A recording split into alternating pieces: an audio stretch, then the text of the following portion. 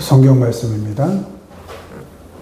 신약 성경 사도행전 13장 43절로 49절까지의 말씀입니다. 신약 성경 210페이지 사도행전 13장 43절로 49절까지 우리 한 목소리로 읽습니다.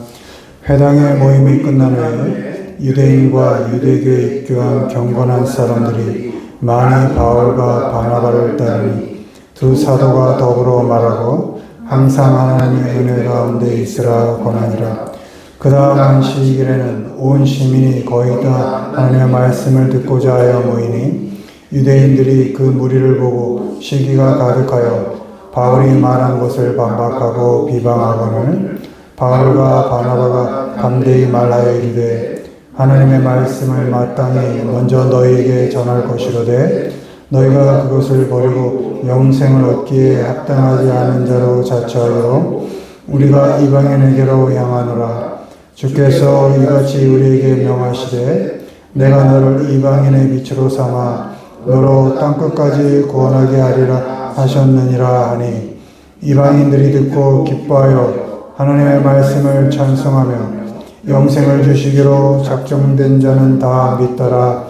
주의 말씀이 그 지방에 두루 퍼지니라. 아멘. 오늘은 은혜가 넘치는 삶, 은혜가 넘치는 삶이란 제목으로 말씀을 전합니다.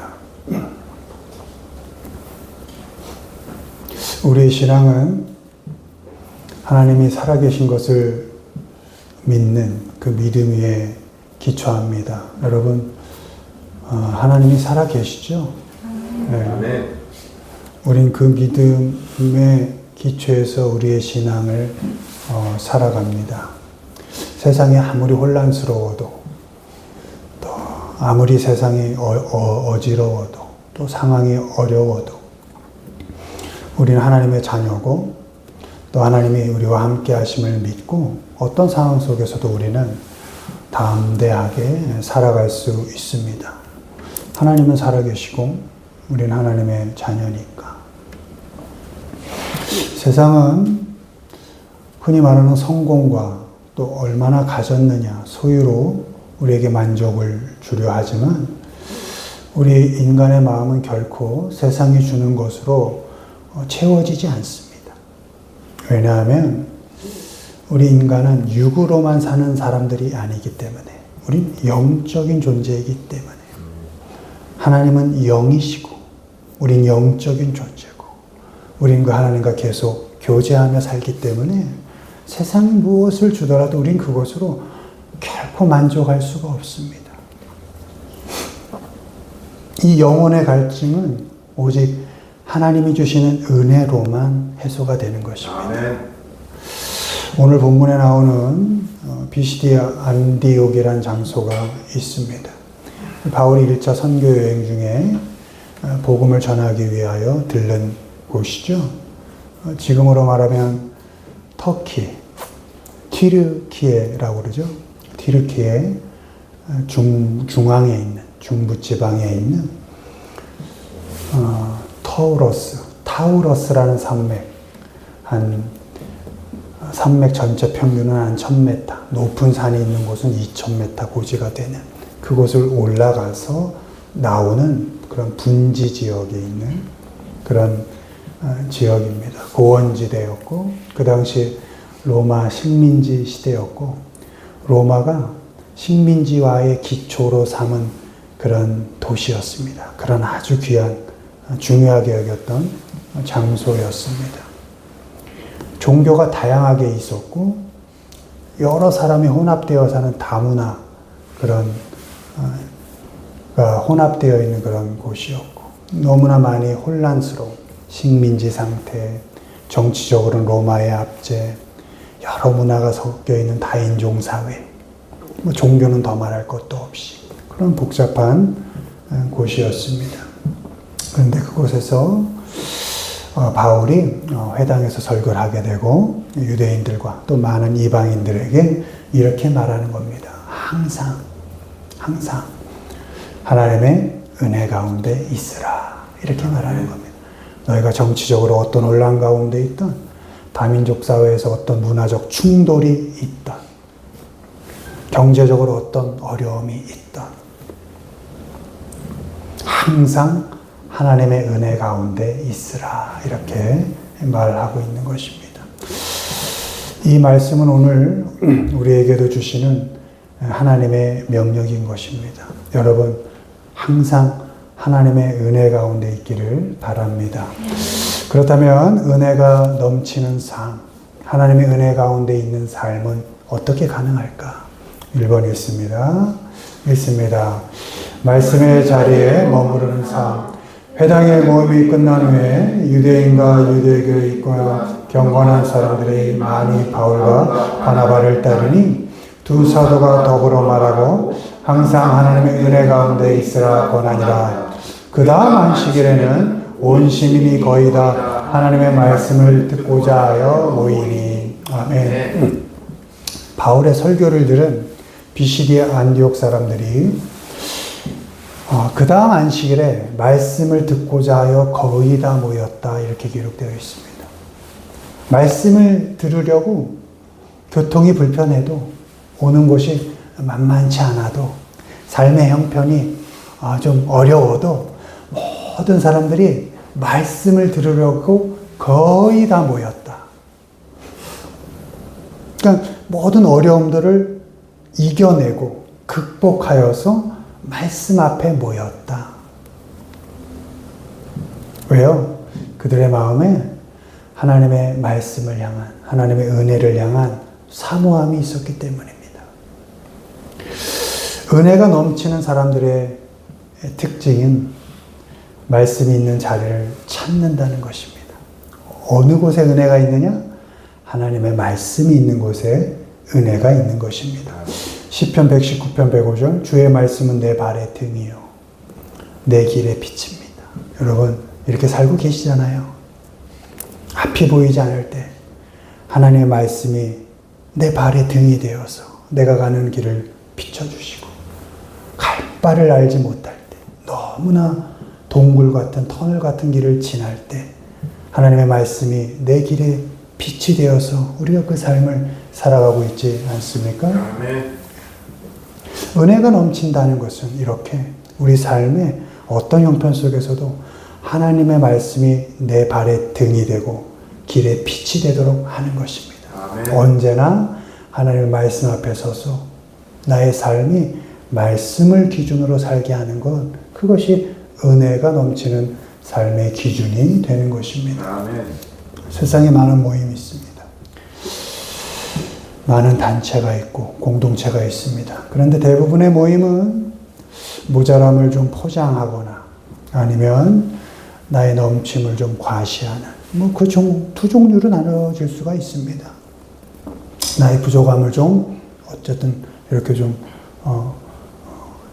잘 보완할 수 있는 단체, 아니면 나의 어떤 좀 넘치는 것을 좀 그래도 자랑하고 싶잖아요.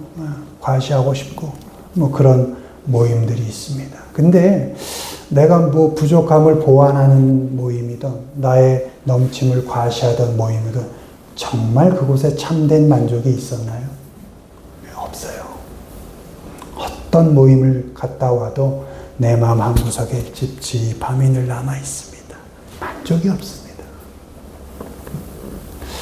반면에 하나님의 말씀이 중심이 되는 자리, 그런 모임은 만족이 있을 수 있습니다. 왜? 하나님께서 우리의 영혼을 하나님의 은혜로 채워주시기 때문에. 말씀을 중심으로 모이는 자리는 그 세상의 어떤 거 다, 그 두꺼운 옷들 다 벗어 던지고 하나님의 자녀라는 하나의 그 정체성으로 모이는 것이니까 하나님의 은혜가 흐를 수밖에 없는 것입니다. 그래서 우리 신앙인들은 말씀을 사모할 수밖에 없고 말씀 속에 거해야 하는 것입니다. 여러분, 오늘이 종교개혁주일입니다. 종교개혁이 왜 일어난 것이죠? 네. 아주 단순합니다. 인간은 하나님 앞에 어떤 행위로도 구원받을 수 없다. 오직 은혜로만 구원은 주어진다. 아멘. 오직 믿음으로만 구원은 주어진다. 아멘. 그 기준은 오직 말씀으로다. 이게 종교 개혁의 3대 원리입니다. 오직 은혜로, 오직 믿음으로, 오직 말씀으로. 그 어떤 인간의 행위, 그 어떤 것을 도모하고자 하는 인간의 모임, 그곳엔 구원이 없다. 그곳엔 만족이 없다. 오직 하나님의 말씀으로 모인 곳, 그곳에 하나님의 은혜가 넘치고 그곳에 믿음이 주어지는 것입니다. 아멘. 때문에 우리 신앙인들은 여러분 하나님의 은혜로 우리가 구원받은 것 믿으시죠? 아멘. 우리가 믿는 믿음도 우리 속에서 나는 것이 아니라 믿음으로 믿음에 이르게 하나님께서 믿게 하시는 것 믿으시죠? 네. 그 기준은 말씀인 것 믿으시죠? 때문에 우리는 하나님의 말씀 속에 거해야 할 줄 믿습니다. 여러분의 인생의 중심에 말씀을 잘 이렇게 자리 잡고 사시기를 바랍니다. 아멘. 말씀을 잘 듣고 들을 기회가 많잖아요. 좋은 말씀. 또 말씀을 읽고 묵상하고 또 모이는 자리는 어느 자리든지 말씀을 나누는 자리, 하나님의 은혜를 말하는 자리. 그게 뭐라 그랬죠? 그게 간증이라 그랬잖아요. 내 인생에 내 자랑으로 넘치는 게 아니라 내가 어떤 삶을 살았던지 간에 그곳에 하나님께서 이렇게 일하셨어 라고 하는 게 간증이라고요. 아멘. 여러분 인생에 많은 간증들이 있기를 바랍니다. 하나님의 말씀은 은혜의 통로입니다. 하나님은 말씀 가운데 임하십니다. 아멘. 말씀이 육신이 되어 예수 그리스도께서 우리 안에 오신 것 아닙니까? 아멘. 성령께서 지금도 우리를 감동하시며 하나님과 교제 속에 말씀 가운데 우리를 인도하고 있지 않습니까? 아멘. 말씀이 은혜의 통로인 겁니다. 하나님께서 말씀 가운데 임하시고 그 말씀을 사모하는 자에게 풍성한 은혜를 부어 주십니다. 아멘. 아무리 어려워도 이 하나님의 말씀을 여러분의 삶의 중심에 두시기를 바랍니다. 그래서 말씀 가운데 은혜가 넘치니까 은혜가 넘치는 그런 삶을 살아가시기를 주님의 이름으로 축원을 드립니다. 아멘. 두 번째 은혜가 넘치는 삶은 읽습니다. 구원의 기쁨을 누리는 삶. 주께서 이같이 우리에게 명하시되 내가 너를 이방의 빛으로 삼아 너로 땅 끝까지 구원하게 하리라 하셨느니라. 이방인들이 듣고 기뻐하여 하나님의 말씀을 찬송하며. 아멘. 이 구절은 바울이 이사야 49장 6절을 인용한 겁니다. 내가 너를 이방의 빛으로 삼아 너로 땅 끝까지 구원하게 하리라. 얼마나 귀합니까? 내가 너를 빛으로 삼겠어. 그리고 땅 끝까지 구원에 이르게 할 거야. 너를 빛으로 삼아. 참 귀하죠? 여러분이 가는 곳마다 밝은 빛이 일어나기를 바랍니다. 여러분이 비치기를 바랍니다. 아니죠? 비치길 바라는 게 아니고 하나님께서 아예 선언하셨죠. 너희는 빛이다. 아멘. 너희는 소금이다. 여러분 빛이 되기 위하여 애쓸 필요 없습니다. 소금이 되려고 애쓸 필요 없어요. 여러분은 소금이니까. 여러분은 빛이니까. 여러분이 가는 곳마다 맛을 내고 빛을 내어 밝게 할 것입니다. 너희가 빛이 되게 하겠다. 구원을 이루겠다. 이 귀한 말씀을 듣고 이방인들은 기뻐했습니다. 그리고 하나님을 찬송했다. 이렇게 기록되어 있습니다. 그런데 유대인들은 그 말씀을 듣고 시기했습니다. 같은 말씀을 들었지만 반응이 달랐습니다. 왜요? 유대인들은 나만 하나님의 백성이야. 나만 선택됐어. 이런 특권 의식이 있었거든요. 그러니 누구든지 예수를 믿으면 구원을 받는다라는 그 복음을 받아들일 수가 없었던 겁니다. 아니 누구라도 안 돼. 나만 나만 구원받아야지 어떻게 누구라도. 반면 이방인들은 그 은혜를 열린 마음으로 받아들이고 그 은혜 안에서 기뻐했던 것입니다.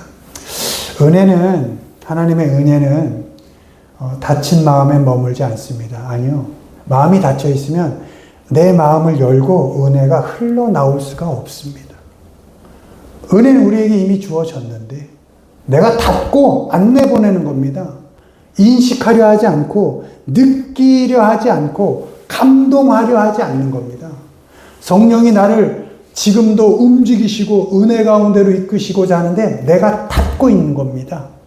강력하게 은혜에 반응하지 않는 겁니다. 볼지어다 내가 문 밖에 서서 두드린다. 누구든지 내 음성을 듣고 문을 열면, 누가 문을 열어야죠?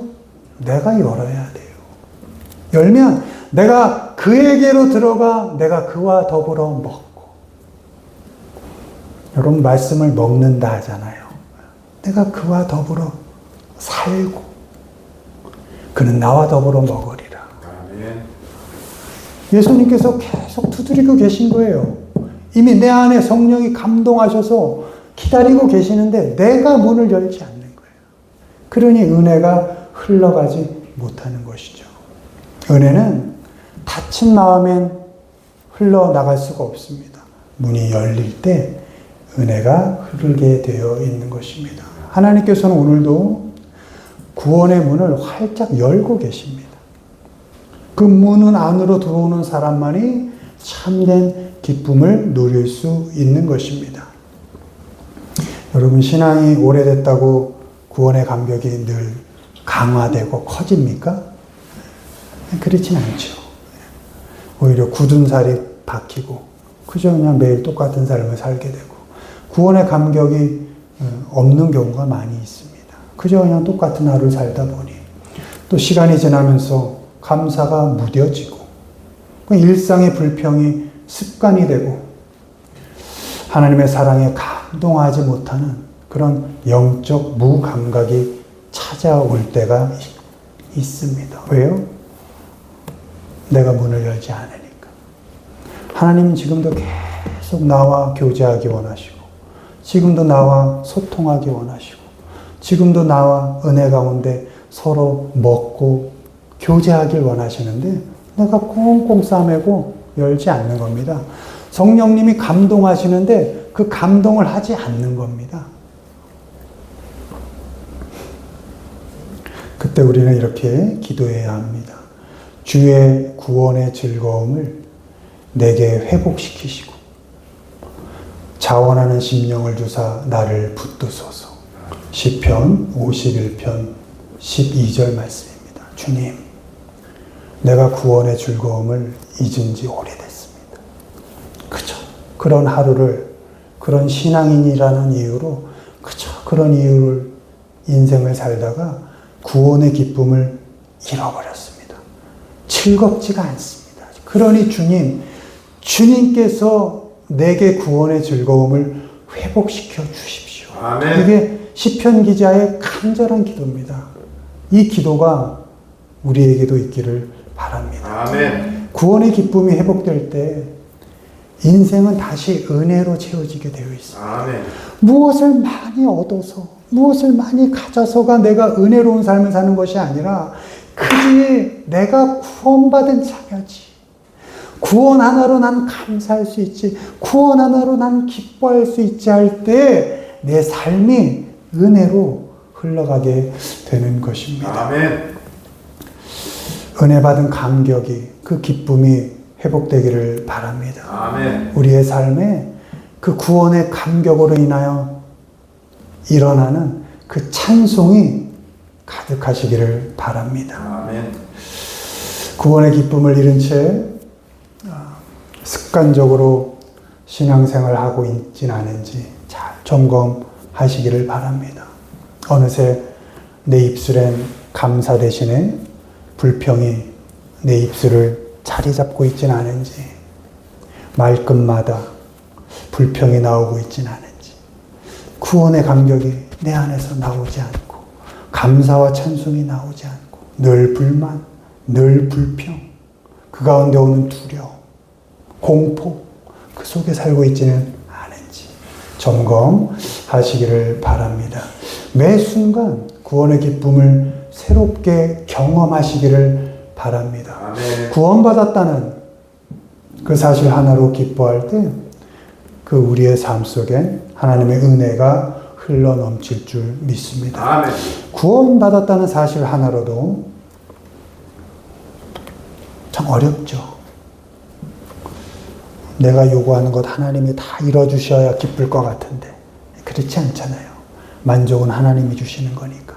구원받았다는 사실 하나로도 매일매일을 기쁨이 넘치는 삶을 살아가시기를 주님의 이름으로 축원을 드립니다. 아멘. 말씀 맺습니다. 비시디 안디옥은 복음이 전해지고 그 복음은 그 높은 산맥을 넘어서 소아시아로 그리고 마게도니아를 거쳐 유럽으로 그렇게 퍼져나갔습니다. 그 복음의 출발점은 은혜가 넘치는 사람들이었습니다. 은혜를 사모하는 사람들, 구원의 기쁨을 감격한 사람들이 기초가 되어서 복음은 흘러가게 되었습니다. 아멘. 오늘 우리도 그 흐름 속에 있습니다. 은혜로 시작한 인생, 끝까지 은혜로 가시고 은혜로 마무리하시기를 바랍니다. 아멘. 그러기 위해서 말씀을 잘 붙잡고 사십시오. 아멘. 왜요? 말씀은 은혜의 통로니까. 구원의 기쁨을 회복하시길 바랍니다.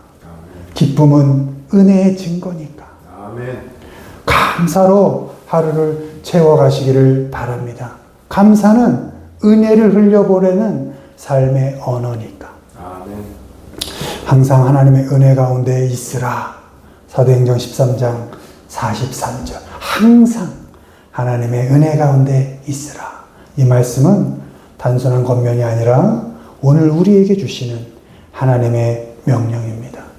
세상이 아무리 흔들려도 말씀을 붙잡고 은혜 가운데 머무시기를 바랍니다. 아멘. 모든 상황 속에서, 모든 상황입니다.